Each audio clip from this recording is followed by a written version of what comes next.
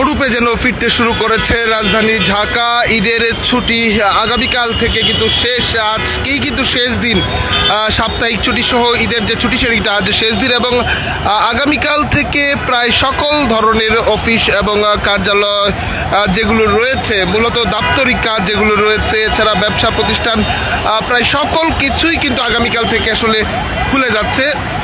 এবং এই মুহূর্তে রাজধানী ঢাকার যে চিত্র, সেই চিত্র যদি বলা যায় ঠিক অনেকটাই পূর্বের স্বাভাবিক যে রূপ, সেই রূপে কিন্তু ফিরতে শুরু করে দিয়েছে রাজধানী ঢাকা সহ বিভিন্ন যে সড়কের, যে ঢাকার যে বিভিন্ন সড়কগুলো রয়েছে সেগুলো কিন্তু স্বাভাবিকভাবেই তার যে চিরচারিত রূপ, সেই রূপে কিন্তু ফিরতে শুরু করছে। কেননা অধিকাংশ দোকানপাট আসলে ইতিমধ্যে খুলে গেছে, যে কারণে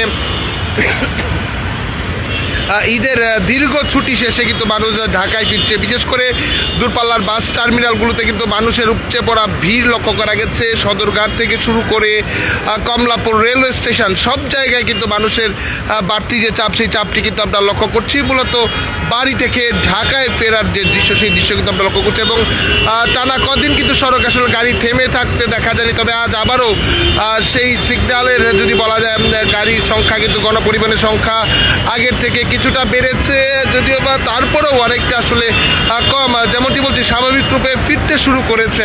আগামীকাল থেকে হয়তোবা পুরো দমে একদম আগের যে ঢাকা ছিল, ছুটির আগের যে ঢাকা, সেই ঢাকার চেহারা হয়তো আমরা দেখতে পাবো, যার শুরুটা কিন্তু আজ হয়ে গেছে।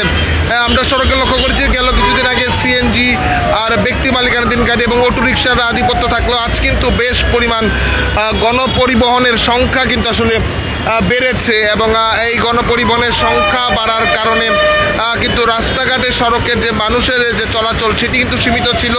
তবে আজ সময় বাড়ার সঙ্গে সঙ্গে কিন্তু যদি বলা যায় সড়কে মানুষের উপস্থিতি যেমন বেড়েছে, দোকানপাট খুলেছে এবং গণপরিবহনগুলো কিন্তু চলতে শুরু করেছে। মূলত ঈদের ছুটি কিন্তু আসলে আমেজ কেটে গেছে এবং কাটার পর আবারও কর্মমুখী মানুষ ঢাকায় ফিরতে শুরু করেছে।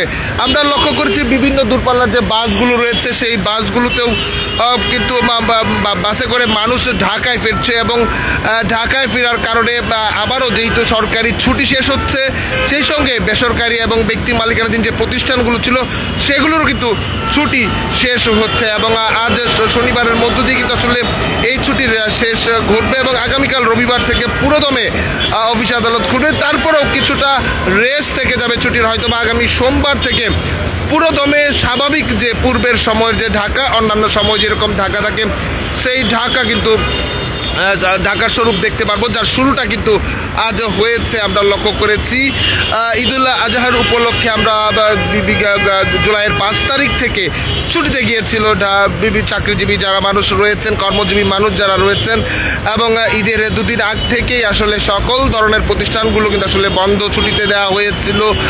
এছাড়া রাজধানী ঢাকার বিভিন্ন যে দোকানপাট রয়েছে, সেই দোকানপাটগুলো কিন্তু বন্ধ ছিল। তবে আজ যদি বলা যায় শনিবার থেকে কিন্তু বিভিন্ন মার্কেটে যেগুলো রয়েছিল, বিভিন্ন এলাকা ভেদে যে মার্কেট, সেই মার্কেটগুলো কিন্তু খুলতে শুরু করেছে। এবং বেশ কদিন ধরে কিন্তু গেল 7 দিন গণপরিবহনের সংখ্যা কিন্তু খুবই সীমিত আকারে, গণপরিবহনের সংখ্যা কিন্তু খুবই সীমিত আকারে ছিল।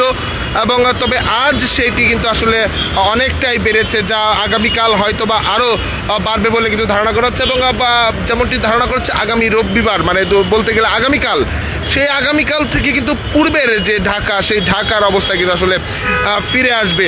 দর্শক, আমরা দেখাচ্ছিলাম রাজধানী ঢাকার বাংলা মোটর থেকে ঢাকার যে যান চলাচল ঈদের ছুটির পর স্বাভাবিকভাবেই পূর্বের চেহারায় ফেরার যে দৃশ্য, সেটি দেখানোর চেষ্টা করছিলাম বাংলা মোটর থেকে।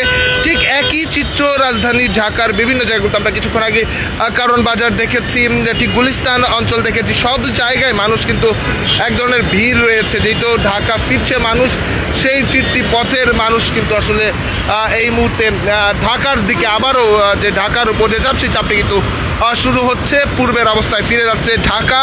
ঈদের ছুটির রেস্ট কেটে নিজের রূপ যেন ধরে রাখছে, নিজের রূপ যেন আগলে রাখছে এই ঢাকা। দর্শক, পরবর্তী আপডেট পেতে দেশ রূপান্তরের সঙ্গেই থাকুন।